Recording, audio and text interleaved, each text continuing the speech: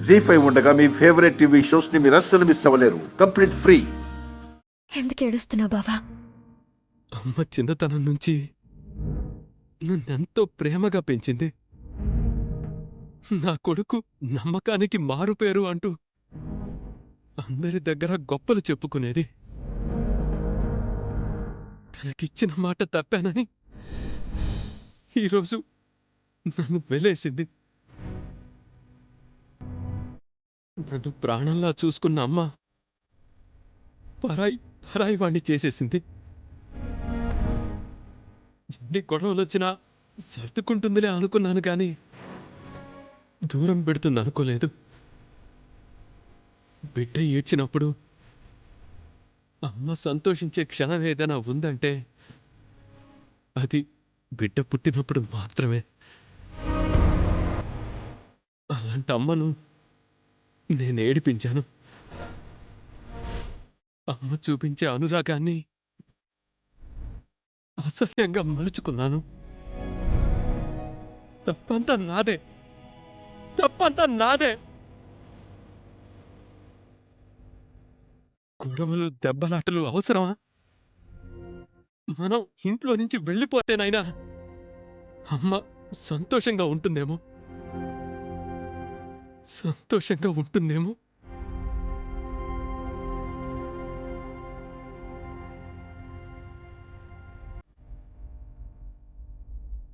వెళ్ళిపోవడానికి ఎంత సమయం పడుతుంది బావా?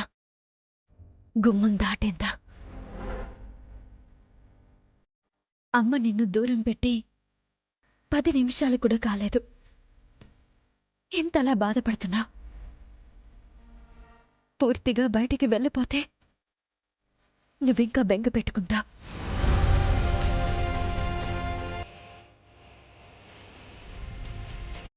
దూరం గుండెకు మరింత భారం.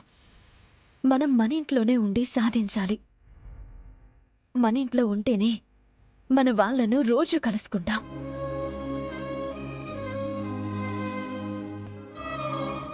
అత్తమామలను బాధ పెట్టాలని నాకు లేదు బావా. మనం ఇక్కడుంటేనే నిహారిక అనే దెయ్యంను బయటికి పంపించగలం. అందుకేగా ఇంతకాలం నేను భరించాను. తులసి వనం లాంటి ఇంటి నుంచి కలుపు మొక్కలాంటి నిహారికను తరిమే వరకు నేను నా పోరాటాన్ని కొనసాగిస్తాను.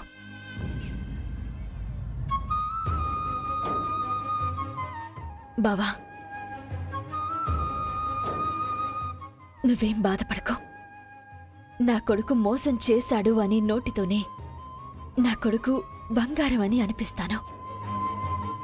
నీ గురించి, నా అత్త కుటుంబం గురించి నేను ఏమైనా చేస్తాను బావా. ఇంతకుముందు నాకు బాధ వచ్చినప్పుడు అమ్మ ఒడిలో పడుకునేవాణ్ణి.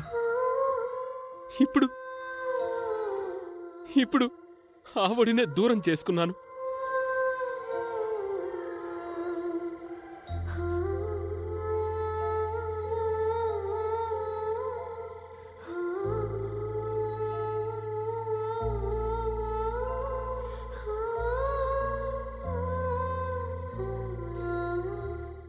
బావా, ఇలా రా.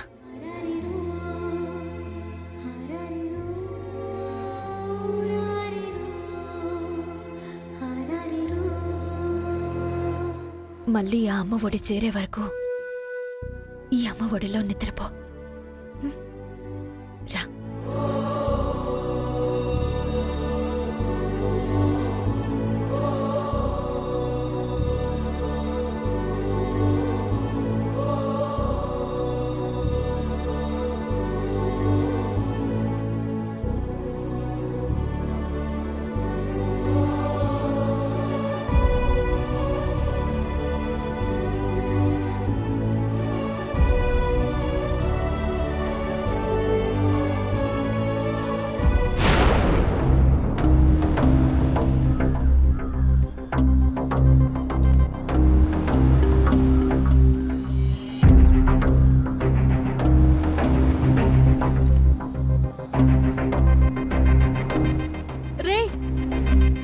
ఎక్కడికి రా బయలుదేరావు?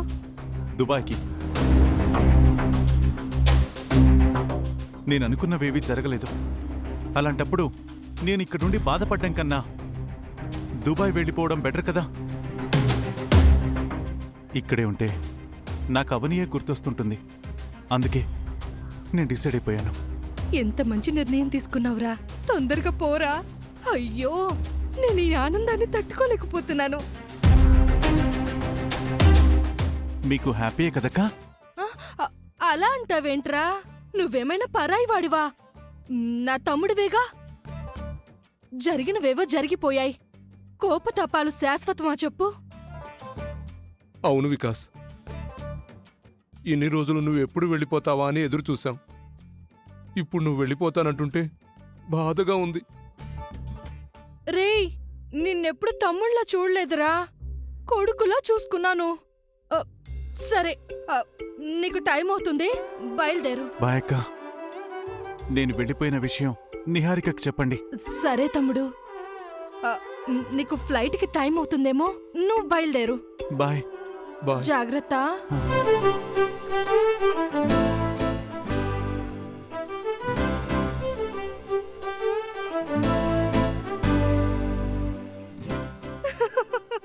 పెళ్లి చెడిపోతే చెడిపోయింది, కానీ ఈ సాడిస్ట్ వెధవ పీడ విరగడైపోయింది.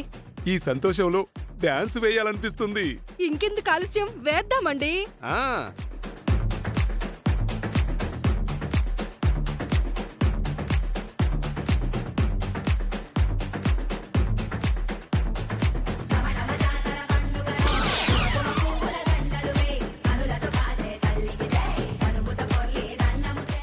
ఏంటి డాన్సులేస్తున్నారు? డాన్స్ కాదు తమ్ముడు, ఎక్సర్సైజ్ చేస్తున్నాం, హెల్త్ కి మంచిదని. అవును బామర్ది, నువ్వు మళ్ళీ వెనక్కెందుకొచ్చావు? బయటికి వెళ్ళగానే ఒక ఆలోచన వచ్చింది. ఏంటది? అవనిని పెళ్లి చేసుకుని వస్తానని మా దుబాయ్ ఫ్రెండ్స్ కి మాటిచ్చా. వాళ్ళు నన్ను రిసీవ్ చేసుకోవడానికి ఎయిర్పోర్ట్కొస్తారు. అవని ఏది అని అడుగుతారు. నేను వాళ్ల ముందు తలదించుకోవాలి. అది నాకు ఎంత పెద్ద అవమానం. అందుకే ఎవరో ఒకరిని పెళ్లి చేసుకుని వెళ్తాను. అప్పుడు నా పరువు నిలబడుతుంది. అప్పటి వరకు ఇక్కడే ఉంటాను. పైగా నేను వెళ్తుంటే మీరిద్దరూ బాధపడుతున్నారు. మీరు బాధపడితే నేను అస్సలు తట్టుకోలేను. అందుకే నేను ఇక్కడే ఉంటాను. మీరు ఎక్సర్సైజ్ చేసుకోండి.